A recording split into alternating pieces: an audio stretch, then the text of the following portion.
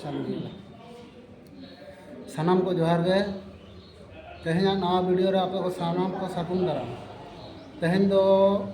मकड़ी हॉस्पिटल ते हेज हुई कना और नोडे तेहन दो में को ऑपरेशन और नोडे नवा हॉस्पिटल हुई कते नुना सुविधा कना नुना नपाय कामी हुई कना नोए नवा जहां दा तेहन को ऑपरेशन पान नवा दो 6 नंबर रे हुई कना नवा कोन लहा मोड़ा धाव को ऑपरेशन ठीक का कोन आदा देला मांग सरिंग देखा पे कना और नोडे टाइम स्टाफ मेना उन स्टाफ सला कटी बगल बरा गोमके मा कटी ले जो तलाम में चे तम युतुम बलराम मुखी और नोडे चे लका पे ट्रीटमेंट तावना चे लका पेशेंट को हजू कना पेशेंट दो मोटामुटी आड़ी गान हिजू कना को होय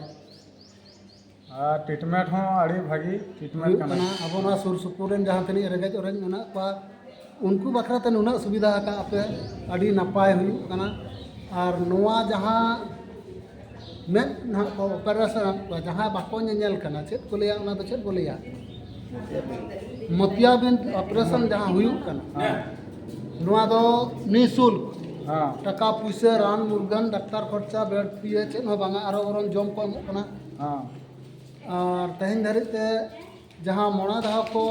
ऑपरेशन का मोना धाव मुंद्रे दो मिद धाव रे तीना पे ऑपरेशन कोन मोटामुटी 30 टी